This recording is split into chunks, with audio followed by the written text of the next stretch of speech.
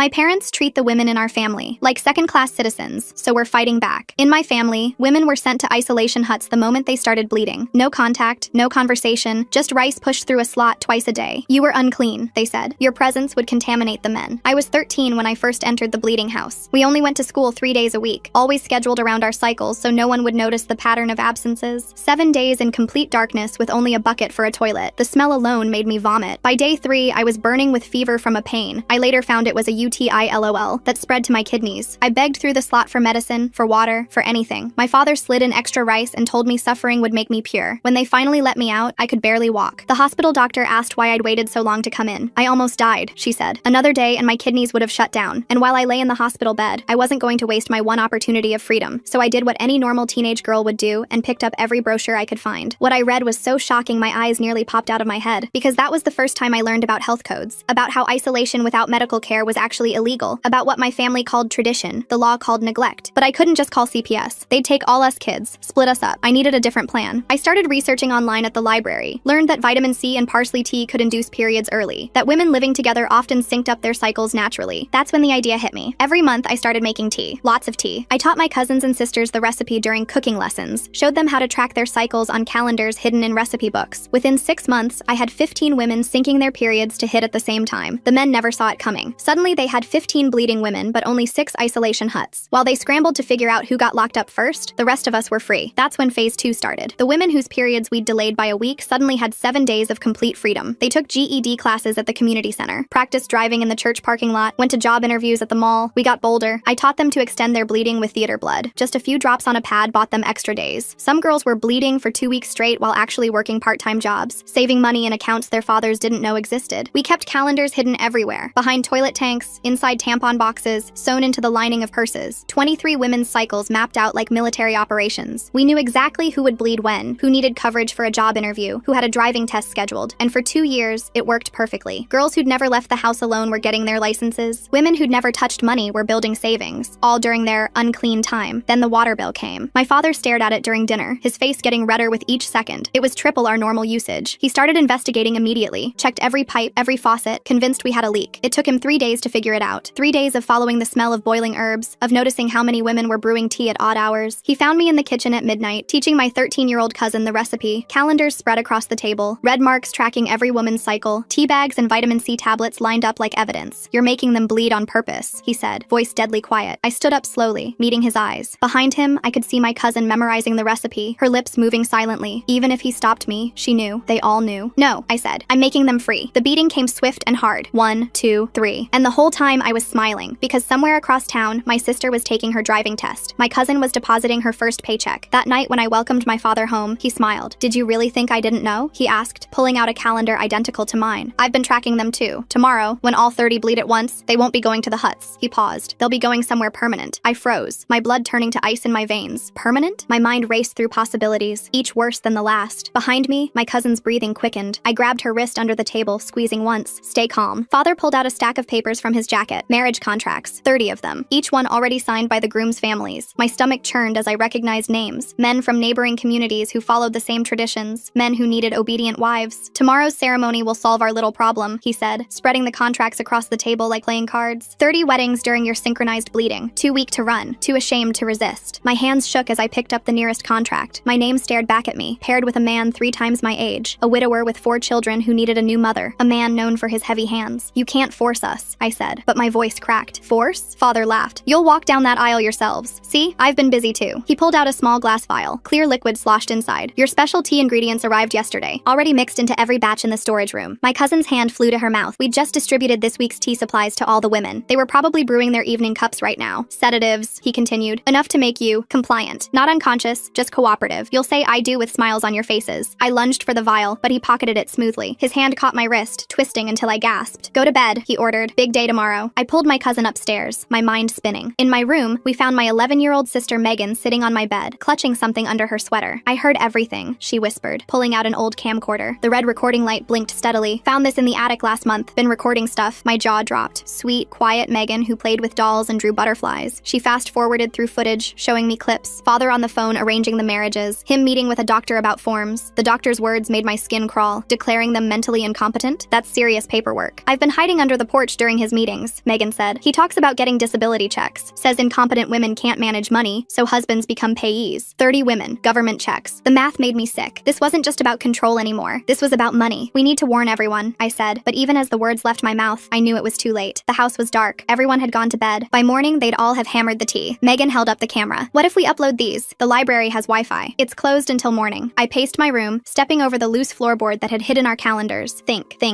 The huts, my cousin said suddenly. If we burn them, everyone will wake up. We can warn them during the chaos. It was insane. It was dangerous. It was our only shot. We crept downstairs, avoiding the creaky third step. The matches were in the kitchen drawer, right where Mother kept them for the stove. Outside, the 6 isolation huts stood like dark sentries against the tree line, empty now, but waiting for tomorrow's victims. The first match wouldn't light. My hands shook too badly. The second caught, flame dancing in the wind. I touched it to the dried grass stuffed between the wooden slats. The fire caught slowly, then spread with hungry enthusiasm. The others, I hissed, and we ran hut to hut, lighting each one. By the time we reached the 6th, the first was fully engulfed. Smoke billowed into the night sky. The house erupted in shouts. Men stumbled outside in their nightclothes. Women peered from windows. In the chaos, I grabbed every woman I could reach. Don't drink the tea, I shouted over the roar of flames. It's drugged. Mass wedding tomorrow. Some heard me. Others were too focused on the fire. Father appeared through the smoke, his face twisted with rage. He spotted Megan filming the burning huts. Give me that. He lunged for her. Run. I shoved Megan toward the road. Library. Upload everything. She sprinted into the darkness, her small legs pumping. Father caught her at the fence, ripping the camera from her hands. The device shattered against a rock, but Megan kept running. She already uploaded it. I lied, praying she'd make it to the library. Father's hand connected with my face. Stars exploded across my vision. He dragged me back to the house while the men formed bucket brigades for the fires. No one called 911. That would bring questions. The basement door slammed behind me. Darkness swallowed everything except the thin line of light under the door. I felt along the walls, fingers catching on rough stone and old cobwebs. This basement had been off limits our whole lives. Father's office was down here, behind a locked door. The locked door that now stood slightly ajar. I pushed inside, feeling for a light switch. Harsh fluorescent bulbs revealed filing cabinets, a desk, boxes of papers. My hands moved frantically, pulling open drawers. Bank statements, medical forms, government letters. Each file had a woman's name. Each woman had been declared mentally incompetent. Each received disability benefits that went straight to Father's special account. 2 years of payments. 30 women at roughly $1,000 each per month. My stomach heaved. We weren't just property. We were income streams. A creaking board made me freeze. Footsteps above. They'd controlled the fires. Soon they'd come for me. I stuffed papers into my shirt, grabbed what I could carry. There had to be another way out. The coal chute. Every old house had one. I found it behind stacked boxes, painted shut, but not sealed. My fingernails tore as I pried at the edges. The metal groaned, then gave way. Cool night air rushed in. The chute was narrow, built for coal, not people. I squeezed through, rust flaking onto my clothes. Emerged gasping behind the house. The hut still smoldered, casting orange light across the yard. The barn. That's where Father held community meetings, where 30 grooms would be waiting tomorrow. I had to get there first. I ran through the woods, branches tearing at my clothes. The familiar path felt foreign in darkness. Behind me, shouts indicated they'd discovered my escape. Let them search the woods. I had work to do. The barn loomed ahead, doors chained shut, but I knew about the loose board and back from years of hiding during gatherings. I squeezed through, dropping into musty hay. My phone had no signal, but the flashlight worked. I spread the stolen documents across the floor, photographing each one. Evidence of fraud, evidence of theft, evidence that would matter to authorities who didn't care about our traditions, but definitely cared about stolen government money. A sound made me freeze. Engines. Multiple vehicles approaching. Too early for wedding guests. I peered through a crack in the wall. Women, all of them, walking in neat lines with vacant smiles. The sedatives had worked. Behind them, men herded stragglers. Father led the procession, restored to calm control, but something was off. My cousin walked too steadily. My aunt's eyes tracked movement too sharply. They were faking. My heart soared. The warning had spread. They'd hammered the tea but stayed alert. 30 women pretending compliance while fully conscious, waiting. The barn doors swung open. Men filed in first, setting up chairs. Women entered last, directed to a holding area near the back. I stayed hidden in the loft, watching Father coordinate with obvious satisfaction. Brothers, he announced, today we solve our women problem permanently. That's when I noticed the box by the door. More tea. Enough to keep them sedated for traveling. These men planned to separate us immediately after the ceremonies, scatter us across 3 states. The grooms arrived in a convoy, 30 men examining their drugged brides like livestock. One grabbed my cousin's face, checking her teeth. She stayed limp, playing her part perfectly. Begin the ceremonies, Father commanded. The first couple approached the makeshift altar. I recognized the bride, one of our strongest rebels. She swayed on her feet, letting the groom hold her upright. The officiant opened his book. That's when everything shifted. The bride's eyes snapped into focus. Her elbow connected with the groom's solar plexus. He doubled over, gasping. Now, she shouted. 30 women moved as one. No longer drugged victims, but coordinated fighters. They'd been practicing more than just job skills during their freedom time. Self-defense videos at the library. Strength training at the community center. The barn erupted in chaos. Women who'd never raised their voices were throwing punches. Girls who'd been taught submission were fighting back. The men, caught completely off guard, stumbled over chairs and each other. I dropped from the loft, joining the fray. Together we herded the men toward the barn's center. They fought back, but 30 determined women women were more than they'd bargained for. "The doors!" I shouted. My cousin and aunt were already there, threading chains through the handles. Others pushed heavy feed bins against exits. Within minutes, we'd reversed the trap. The men inside, us outside. "You can't leave us here!" Father raged through the wood. I pulled out my phone, finally getting signal. 3 digits. 911. "Emergency?" "Yes. I need to report a gas leak at the old Henderson barn. I think I smell propane. Please hurry." We retreated to the tree line to wait. The men pounded on doors, shouted threats, promised punishment. But sturdy barn construction worked both ways. Sirens wailed in the distance. Fire trucks appeared first, then police as backup. Standard procedure for gas leaks. They'd have to open the barn, check for danger. They'd find 30 angry men and ask questions. I slipped the fraud documents into the sheriff's truck through an open window. Let them find those while investigating. Let them wonder why 30 women's disability payments went to one man's account. The women melted into the woods. We had a plan for this too. The shelter address, memorized through songs disguised as lullabies. 3 cities over, far enough to start fresh. Van keys hidden months ago. Money saved dollar by dollar. By the time they opened the barn, we were gone. 30 women in 6 vehicles, heading toward freedom. Behind us, Father's empire crumbled. The fire department found no gas leak, but plenty of questions. The sheriff found financial crimes worth investigating. 6 months later, I unlocked the apartment door with my own key. My cousin looked up from her textbooks, highlighter in hand. 2 other women sat at our kitchen table, laptops open to online college courses. "How was work?" my cousin asked. "Good. Got promoted to shift supervisor." I hung up my name tag from the restaurant job. Real money, real independence. Megan called. She's doing great with her foster family. Says the prosecutor wants her testimony next month. Father's trial had made local news, not for the traditions, but for the fraud. 30 counts of financial exploitation. 30 women whose disabilities existed only on paper while they worked and studied and thrived. "Think they'll all come to the shelter reunion?" my aunt asked from the doorway. She lived downstairs with 3 others, all of us in the same building. 28 confirmed so far, I said. 2 had to work, but they're sending videos. I looked around our small apartment, secondhand furniture, discount store dishes, the most beautiful home I'd ever seen because it was ours, chosen by us, paid for by us. No locks except the ones that kept danger out instead of keeping us in. My phone buzzed. Another woman from our group texting about her first day at community college. Another success story, another life reclaimed. The tea kettle whistled on the stove. I smiled, pouring hot water over regular tea bags. No more calendars, no more synchronized cycles, no more using our bodies' natural rhythms as weapons. Now we had better weapons. Education, employment, evidence, and freedom. Real, permanent, legal freedom. The kind that no tradition could ever take away again. I stared at the steaming cup, remembering how different everything had been just 6 months ago. The apartment door rattled with a knock that made all 4 of us freeze. We weren't expecting anyone. Through the peephole, I saw a woman I didn't recognize. Middle-aged, professional clothes, clipboard in hand. My cousin moved behind me, tension radiating from her body. "Child Protective Services," the woman announced when I cracked the door open. "We're conducting welfare checks on all the women from the Henderson compound case." My stomach dropped. CPS meant questions. Questions meant scrutiny. Scrutiny meant potential problems for our carefully built new lives. "Everything's fine here," I said, trying to keep my voice steady. "We're all adults. I understand, but we need to verify living conditions and employment status for our records." She smiled, but her eyes scanned what she could see of our apartment. "May I come in?" I had no choice but to let her enter. She walked through our small space, making notes on her clipboard, asked about our jobs, our education plans, our support systems, professional and thorough, but something felt off about her questions. "Interesting that you all live in the same building," she observed. "The other women from your group, are they nearby too?" Warning bells rang in my head. We'd been careful to spread across 3 cities, but this building had become an unofficial hub. 8 of us lived here, drawn by cheap rent and mutual support. Coincidence, I lied. Good neighborhood, affordable prices. She made another note. After she left, I immediately called the others. Similar visits were happening across all 3 cities. Someone had triggered an investigation, and I had a sick feeling I knew who. The next morning, my shift supervisor pulled me aside at work. "There's been a complaint filed with corporate," she said quietly. "Someone claims you lied on your application about your education." My hands went cold. I hadn't lied, but my unconventional schooling made verification difficult. 3 days a week for years, with huge gaps for isolation. No official transcripts, no standard graduation. "I can explain," I started, but she held up a hand. "I believe you. But corporate wants documentation. You have 2 weeks to provide it, or..." She didn't need to finish. "Or I'd lose my job, my income, my independence." That afternoon, I found my cousin crying over her laptop. Her online college had received an anonymous tip about fraudulent enrollment documents. They were threatening to suspend her pending investigation. One by one, the calls came in. Jobs questioned, enrollments challenged, lease agreements scrutinized. Someone was systematically attacking every foothold we'd built. "It's orchestrated," my aunt said during an emergency meeting in our kitchen. "Someone who knows exactly where we work, where we study, where we live." We all knew who, but Father was supposed to be in custody awaiting trial. How was he reaching us from behind bars? The answer came through Megan during our weekly phone call. "His lawyer visits every day," she said. "And guess what? The lawyer has a son